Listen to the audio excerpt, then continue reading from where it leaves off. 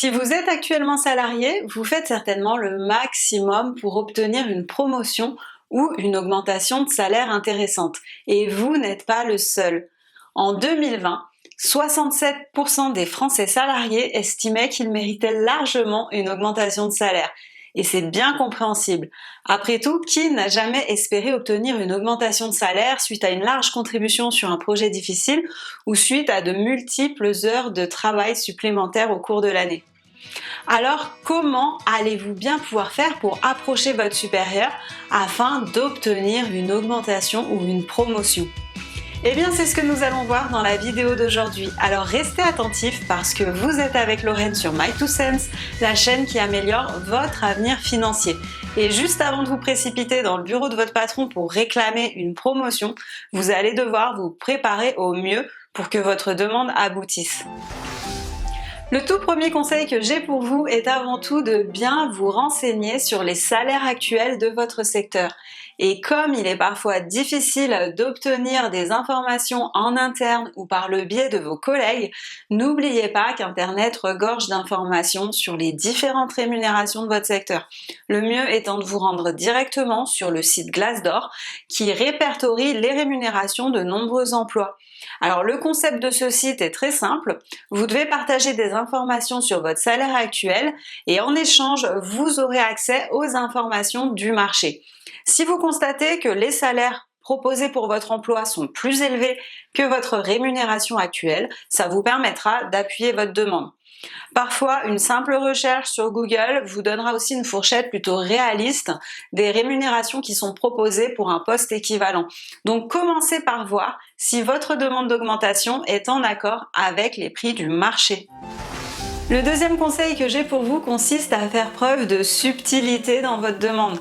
Plutôt que de directement réclamer une promotion ou une augmentation de salaire, demandez d'abord à travailler sur des tâches plus importantes ou plus compliquées afin de prouver votre dévouement vis-à-vis de votre entreprise et votre volonté de faire progresser celle-ci en atteignant certains de ses objectifs.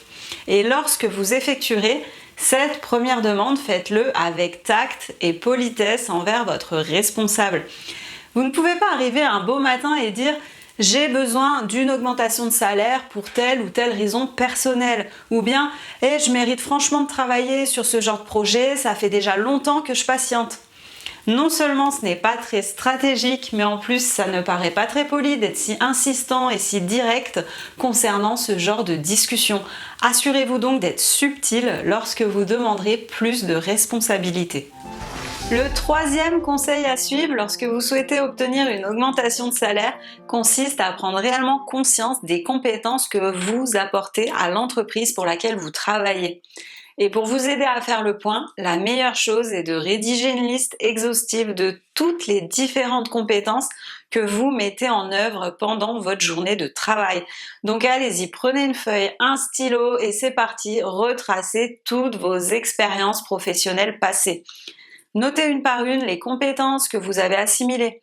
Il peut s'agir de l'utilisation de certaines formules sur le tableur Excel, de l'utilisation avancée d'un logiciel de comptabilité ou même de l'exécution plus rapide que la norme d'une tâche en particulier.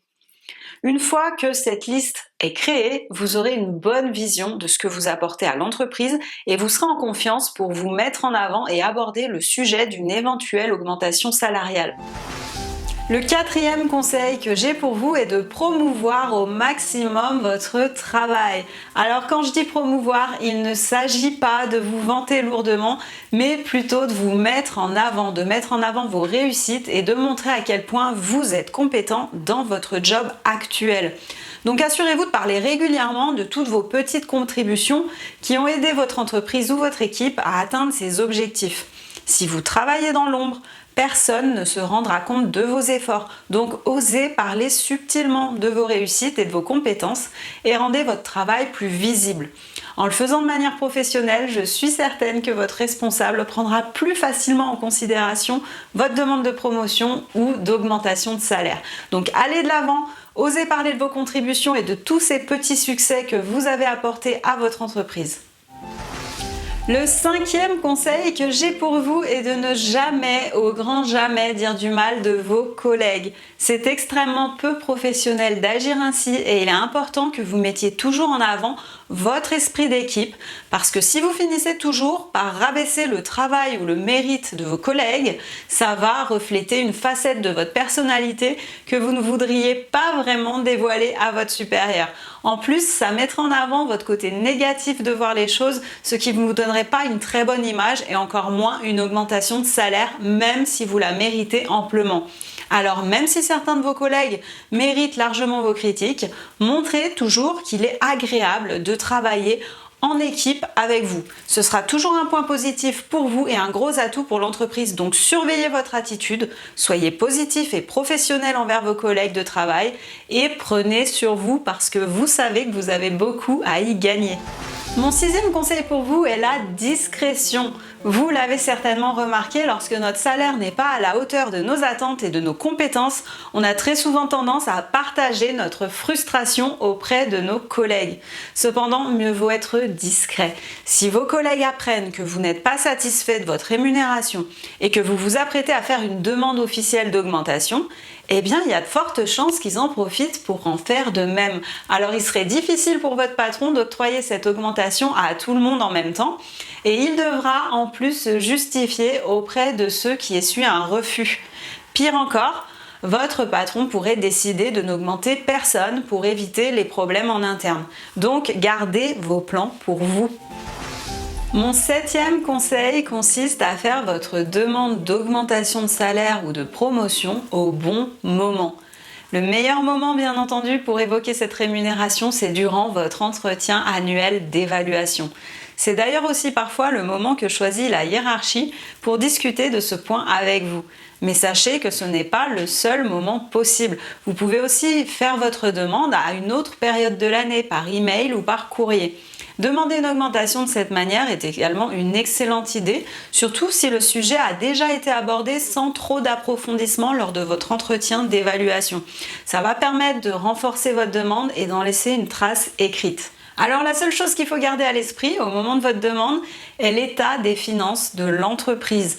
En effet, parce que si votre patron vient de perdre un gros client ou que le bilan trimestriel est catastrophique, ce n'est peut-être pas le moment idéal pour soumettre votre demande. Dans ce cas-là, soyez patient et attendez le moment opportun. Ayez confiance en vous. Il s'agit là de mon huitième conseil. Alors même si vous êtes terrifié à l'idée d'évoquer le sujet d'une éventuelle augmentation, partez du principe que si vous ne demandez pas, vous n'en aurez pas.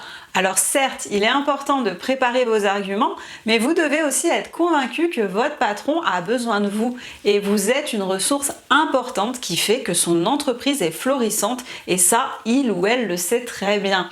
Demander une augmentation, ce n'est pas quelque chose de mal et il ne s'agit pas non plus d'un acte d'égoïsme. Vos compétences et votre efficacité augmentent avec le temps et prennent de la valeur. Il est donc tout à fait normal et sain que votre taux horaire suive également le cours de votre progression. Le neuvième conseil que j'ai pour vous est de ne jamais vous plaindre, ou du moins pas devant votre responsable. Vous avez dû remarquer à quel point bon nombre de personnes adorent se plaindre de leur travail, et parfois pour de très bonnes raisons. Cependant, vous ne pouvez pas espérer une promotion ou une augmentation de salaire en adoptant ce genre d'attitude. Pour demander une augmentation, vous ne devez en aucun cas vous trouver dans le clan des râleurs. Vous ne pouvez pas vous plaindre de telle ou telle tâche, ni vous plaindre de telle ou telle équipe ou encore de tel collègue qui est payé plus que vous ou qui aurait été promu et qui ne le méritait pas. Vous n'avez pas besoin de vous comparer à vos collègues, ce n'est pas bon pour vous et en plus ça ne jouerait pas en votre faveur si votre responsable l'apprenait. Alors plutôt que de vous plaindre, mettez en avant vos réussites, vos compétences, votre enthousiasme et je suis certaine que vous finirez par obtenir ce que vous voulez.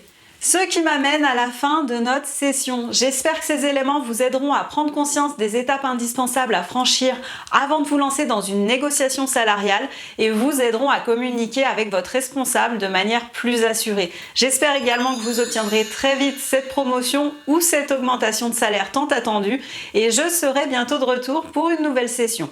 En attendant, prenez soin de vous.